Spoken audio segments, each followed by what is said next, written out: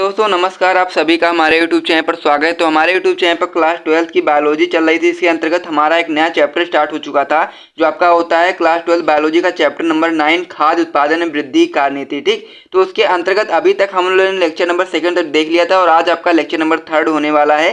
तो वीडियो के अंत तक बने रहना सभी चीज़ों को अच्छे तरीके से समझने के लिए। अगर आपको वीडियो अच्छी लगती है तो वीडियो को आप लोग लाइक कर दीजिएगा, साथ में चैनल को भी सब्सक्राइब कर लीजिएगा। ठीक, तो चलिए दोस्तों वीडियो को शुरू करते हैं बिना टाइम को वेस्ट करते हुए। तो अगर आपने इससे पहले के जो लेक्चर थे उन्हें नहीं देखा है तो आप लोग इस वीडियो को देखने के बाद आप लोग उसे भी जाकर के देख लें, ताकि वहीं से आप लोग पूरी तरीके से चैप्टर को समाप्त करते हुए चलो, तभी आप लोगों को आगे की चीज़ें भी अच्छे तरीके से समझ में आएंगी। ठीक, तो वीडियो के अंत तक बने रहना, क्योंकि आज की वीडियो में बहुत ज़्यादा महत्वपूर्ण टॉपिक के डिस्कस करने वाले इस चैप्टर से, जो आपका होता है फार्म तथा फार्म पशुओं का प्रबंधन, यानी कि जो फार्म पशु होते हैं उनका किस प्रकार से हम लोग प्रबंधन कर सकते हैं, ये सारी चीज़ें हम लोग इस चैप्टर के अंतर्गत पढ़ने वाले हैं। तो आज का यही टॉपिक आपका होने वाला है। ठीक, तो वीडियो के अंत तक बने रहना सभी चीज़ों को अच्छे तरीके से समझने के लिए। तो वीडियो में आगे बढ़ने से पहले मैं आपको बता दूं कि अगर आप लोग क्लास 12th के बायोलॉजी, फिजिक्स, केमिस्ट्री के सभी चैप्टर्स के नोट्स वगैरह पाना चाहते हैं तो आप लोग हमारा ग्रुप ज्वाइन कर सकते हैं। इसका चार्ज केवल 150 है, उसमें ये सारी चीज़ आपको देखने को मिल जाएंगी। ठीक, तो जिनको भी चाहिए वो लोग डिस्क्रिप्शन में आपको मेरा व्हाट्सएप नंबर मिल जाएगा, आप लोग मुझसे मैसेज कर लेना, मैं आपको पूरे तरीके से डेमो नोट्स भेज दूंगा, आप लोग देख लेना। अगर आपको अच्छा लगता है तो आप लोग ज्वाइन कर सकते हैं। ठीक, तो चलिए तो बिना टाइम को वेस्ट करते हुए वीडियो को शुरू करते हैं और हर एक टॉपिक को अच्छे तरीके से समझते हैं। ठीक, तो आज का जो हमारा टॉपिक होने वाला है लेक्चर नंबर 3 का, वो आपका होने वाला है फार्म तथा फार्म पशुओं का प्रबंधन। तो उससे हम लोग स्टार्ट करने वाले हैं और हर एक चीज़ को अच्छे तरीके से समझेंगे। ठीक, तो सबसे पहले हम लोग बात कर लेते हैं इसके बारे में, कुछ महत्वपूर्ण चीज़ों के बारे में। तो जो आपका फार्म तथा फार्म पशुओं का प्रबंधन है इस प्रकार से होगा, सारी चीज़ें को हम लोग इस वीडियो में पढ़ने वाले हैं। तो फार्म प्रबंधन की परंपरागत पद्धतियों को व्यावसायिक दृष्टि से लाभदायक बनाया जाना आवश्यक है। तो ये चीज़ आपको ध्यान देना है, क्योंकि अगर आप लोगों को खाद्य उत्पादन में वृद्धि करनी है तो फार्म पशुओं का प्रबंधन करना बहुत ज़्यादा आवश्यक है, तभी जाकर के हम लोग अपने खाद्य उत्पादन में वृद्धि कर सकते हैं। तो उसमें यही सारी चीज़ लिखी गई है कि फार्म प्रबंधन की परंपरागत पद्धतियों को व्यावसायिक दृष्टि से लाभदायक बनाना जाना चाहिए। इसके लिए नवीन तकनीकों को भी अपनाना जरूरी, यानी कि कहने का मतलब ये है कि फार्म प्रबंधन को करने के लिए नए नए जो तकनीक जो अपनाए जा सकते हैं वो सारे तरीकों को अपनाना चाहिए। ठीक, इससे खाद्य उत्पादन में तथा साथ ही में गुणवत्ता में भी वृद्धि होगी। यानी कि अगर हम लोग इसका कह सकते हैं जो फार्म प्रबंधन को अपनाएंगे तो उससे क्या होगा, खाद्य उत्पादन में तो वृद्धि होगी ही, साथ ही में जो आपके खाद्य उत्पाद होंगे उसकी गुणवत्ता में भी बहुत अधिक वृद्धि आएगी। ठीक, तो फार्म प्रबंधन की कुछ महत्वपूर्ण जो प्रक्रियाएं हैं वो निम्नलिखित हैं, जिसे हम लोग नेक्स्ट पेज में समझेंगे। तो सबसे पहले हम लोग क्या पढ़ेंगे, डेयरी फार्म प्रबंधन के बारे में। तो उसमें जो चीज़ें होंगी सारी चीज़ों को हम लोग अच्छे तरीके से समझेंगे और जितने पॉइंट इसमें होंगे, यानी कि डेयरी फार्म प्रबंधन में जो जो पॉइंट आपको ध्यान रखने लायक होंगे वो सारे पॉइंट मैं आपको बताऊंगा। ठीक, तो वीडियो के अंत तक बने रहना और वीडियो अच्छी लगे तो वीडियो को लाइक भी कर देना। तो सबसे पहले हम लोग बात कर लेते हैं कि दूध के उत्पादन एवं उसके गुणों में वृद्धि लाने के लिए जो संसाधन एवं तंत्रों का उपयोग किया जाता है वो डेयरी फार्म प्रबंधन के अंतर्गत आते हैं। यानी कि आपको पता होगा कि डेयरी फार्म प्रबंधन के अंतर्गत ही दूध के उत्पादन एवं उसके गुणों में वृद्धि लाने के लिए जो जो कार्य किए जाते हैं वो सभी डेयरी फार्म प्रबंधन के अंतर्गत ही आते हैं। ठीक, उत्तम गुणवत्ता वाले डेयरी उत्पाद बनाने के लिए डेयरी फार्म प्रबंधन पर ज़्यादा ध्यान देने की जरूरत है। तो ये भी चीज़ आपको ध्यान देना है कि अगर हम लोग को उत्तम गुणवत्ता वाले डेयरी उत्पाद बनाने हैं तो उसके लिए हमको डेयरी फार्म प्रबंधन पर भी बहुत अधिक ध्यान देने की आवश्यकता है। ठीक, तो इसके लिए विभिन्न उपाय का प्रयोग किया जा सकता है, यानी कि इसको कह सकते हैं कि जो आपका डेयरी फार्म प्रबंधन है इसको हम लोग बनाने के लिए निम्न प्रकार के उपायों का प्रयोग कर सकते हैं। इसमें पहला आपका है नस्ल। तो नस्ल के बारे में सबसे पहले हम लोग समझते हैं। तो डेयरी फार्म के अंतर्गत अच्छी नस्ल के पशु होने चाहिए, यानी कि इसको आपको ध्यान देना है कि अगर आपको अच्छा उत्पाद चाहिए और साथ ही में अगर आपको खाद्य उत्पादन में वृद्धि करनी है तो उसके लिए आपको क्या चाहिए, आपको अच्छी नस्ल के पशु होने चाहिए। ठीक, और मादा पशु अधिक व अच्छी गुणों के दूध उत्पन्न करने वाली तथा जो नर वाला पशु होगा वो आपका उत्कृष्ट संतति उत्पन्न करने वाला होना चाहिए। जैसे कि मुर्रा नस्ल की भैंस, जर्सी नस्ल की गाय है। आपने सुना होगा कि जो मुर्रा नस्ल की जो भैंस होती है बहुत ज़्यादा अच्छी भैंस मानी जाती है, और वहीं पर अगर जर्सी नस्ल की गाय की बात करें तो ये भी बहुत ज़्यादा अच्छी भैंस मानी जाती है, क्योंकि ये उत्पादन में, दूध के उत्पादन में बहुत ज़्यादा वृद्धि करती हैं। ठीक, आपका नेक्स्ट पॉइंट इसमें होता है डेयरी फार्म प्रबंधन में जो आपका होता है पशु आहार। तो पशु आहार क्या होता है इसे भी आप लोग समझ लीजिए।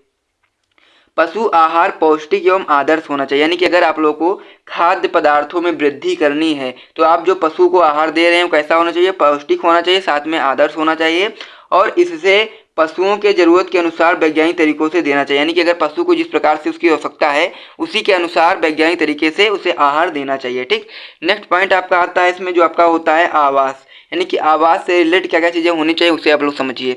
तो डेयरी फार्म में पशुओं के रहने के लिए अच्छी व पूरी व्यवस्था होनी चाहिए तथा आवास की साफ सफाई और नमी, वायु, तापमान सही होना चाहिए। ये भी चीज़ आपको ध्यान देना है कि जो भी पशु हम लोग डेयरी फार्म में रख रहे हैं उनके लिए अच्छी रहने के लिए अच्छी व पूरी व्यवस्था होनी चाहिए। साथ में उनकी जो आवास होता है उसकी समय समय पर साफ सफाई होनी चाहिए और नमी, वायु, तापमान सही होना चाहिए वहाँ का, ठीक।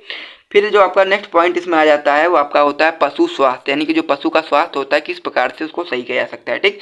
तो बीमारियों से बचाव के लिए टीकाकरण कराना चाहिए और साथ ही में समय समय पर पशु चिकित्सक से पशु के स्वास्थ्य की जांच कराना चाहिए। यानी कि ये इन चीज़ों का भी ध्यान रखना है। अगर आपको अच्छे उत्पाद की आवश्यकता है, हम कह सकते हैं कि अगर आपको अच्छे उत्पाद बनाने हैं तो उसके लिए पशु जो भी आप लोग पशु प्रबंधन कर रहे हैं उसमें उनका ध्यान बहुत ज़्यादा ज़रूरी है रखने के लिए। तो उसके लिए आप लोग क्या कर सकते हैं, टीकाकरण करवा सकते हैं तथा समय समय पर जो पशु चिकित्सक होते हैं उनसे पशुओं के स्वास्थ्य की जाँच भी हम लोग करवा सकते हैं, ठीक। तो इसमें जो हमारा अगला यानी कि जो 5वां पॉइंट है वो क्या है उसे भी समझ लीजिए। प्रशिक्षित पशुपालक, यानी कि जो भी लोग पशु को पाल रहे हैं वो कैसे होने चाहिए, प्रशिक्षित होने चाहिए, पशुओं के बारे में पूरी तरीके से उनकी पूरी जानकारी होनी चाहिए, ठीक। तो यही चीज़ इसमें लिखी गई है कि पशुपालक जो है वो प्रशिक्षित होना चाहिए, उसे पशुओं के मध्यकाल, प्रजनन काल व नवजात शिशुओं की देखभाल करने की पूरी जानकारी होनी चाहिए, ठीक। नेक्स्ट का आता है कि रिकॉर्ड रखना व निरीक्षण करना, ठीक। तो डेयरी फार्म में पशुओं से संबंधित उचित रिकॉर्ड रखना चाहिए और समय समय पर उसकी देखना भी चाहिए, ठीक। और इसमें जो आपका लास्ट पॉइंट आता है जो बहुत ज़्यादा इंपॉर्टेंट पॉइंट है वो आपका है डेयरी उत्पाद भंडारण व फिर परिवहन। तो यानी कि जो डेयरी उत्पाद भंडारण व परिवहन क्या है उसे समझिए आप लोग।